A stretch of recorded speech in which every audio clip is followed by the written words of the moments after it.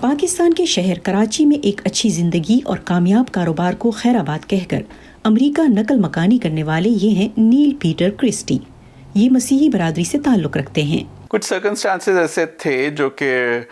پاکستان میں ہوئے تھے اس زمانے میں، بہت زیادہ ایک ریلیجس جس کو کہتے ہیں، اب تو کراچی بہت بہتر ہو گیا ان ٹرمز آف ٹیررزم، اس زمانے میں پیک پہ تھا۔ ایک آرگنائزیشن جو کہ سیکٹیرین آرگنائزیشن تھی وہ پیک پہ تھی، تو مجھے میرے آفس پہ کچھ حملے ہوئے، میرے ساتھ کچھ مجھے مارا وارا لوگوں نے، اور ہم ورڈ اس زمانے میں یوز بھتے کا کرتے تھے، تو وہ اس طرح کے 3-4 انسیڈنٹس ہوئے کہ جہاں پہ ایک انسیڈنٹ میں سہ گیا، دوسرا سہ گیا، پھر مجھے لگا کہ اب میں بالکل ہی جس کو کہتے ہیں سینٹر فوکس ہو گیا، اور اسپیشلی جب آپ مائنورٹی میں ہوتے ہیں تو آپ بہت زیادہ اسٹینڈ آؤٹ کر جاتے ہیں، ایون اگر آپ جس کو کہتے ہیں اتنے کوئی گرینڈ یا بڑی چیز نہیں بھی ہیں۔ نیل کرسٹی نے پاکستان میں ایڈورٹائزنگ میں اپنا کریئر بنانے کے لیے انجینئرنگ کالج چھوڑ دیا اور 2005 میں ہیڈ لائن کے نام سے اپنی ایک ایڈورٹائزنگ ایجنسی شروع کی، جہاں مختلف پروجیکٹس کے لیے انہیں کئی ایوارڈز بھی مل چکے ہیں۔ وہ واحد ایجنسی تھی اس زمانے میں کہ جس میں صرف آپ کو کریٹو کام مل سکتا تھا اور اس کی فی ہوتی تھی،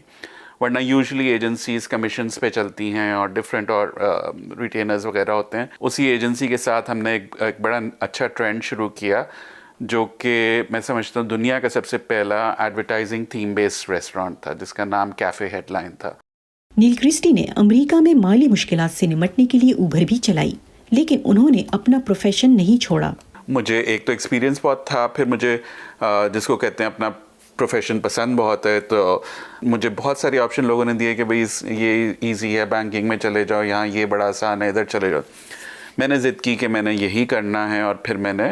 وہ اسٹرگل اس طرح کی، میں نے کالج میں ایڈمیشن لیا، مجھے پتہ تھا کہ یہاں کا ایکسپیرینس جو میرا 20 سال کا وہاں کا ایکسپیرینس ہے وہ تو یہاں میٹر نہیں کرے گا اتنا، تو پھر اسٹیپ کر کے میں نے کیا، اور اب خدا کا شکر ہے کہ میں بہت اچھی جگہ ایک کمپنی ہے جو کہ بہت ہی میجر پروجیکٹس پہ کام کر رہی ہے، وہاں پہ میں اپنے مارکیٹنگ فیلڈ میں ہوں۔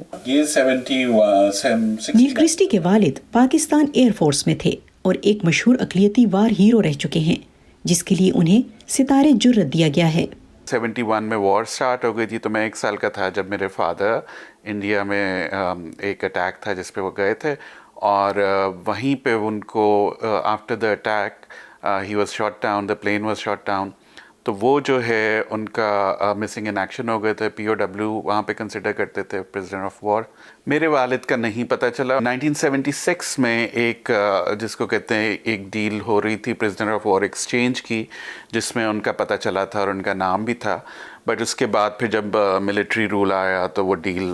ختم ہو گئی، اور اس کے بعد سے کبھی ہمیں پتہ نہیں چلا۔ بیٹھ کے پڑھتا ہوں، لکھتا ہوں۔ حال ہی میں انہوں نے ہیڈ لائن کے عنوان سے اپنا ایک ناول بھی شائع کیا ہے جو ایڈورٹائزنگ سے ہی متعلق ہے۔ جیسے جان گریشم جو ہیں وہ بڑے فیمس رائٹر ہیں، وہ لا کے گرد لکھتے ہیں، تو میں نے اپنا یہ سوچا ہوا ہے کہ میں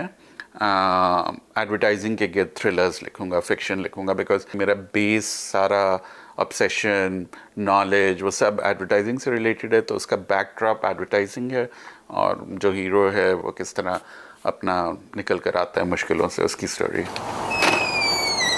نیل کرسٹی کی دوسری فکشن کتاب نیو یارک مانسون ابھی لکھنے کے مراحل میں ہے، وہ بھی ایڈورٹائزمنٹ سے متعلق ہے، اور اس کا مرکزی کردار ایک پاکستانی خاتون ہے۔ یہ کتاب آئندہ سال ریلیز کی جائے گی۔ Nilofar Mughal, voice of America, Lorton, Virginia.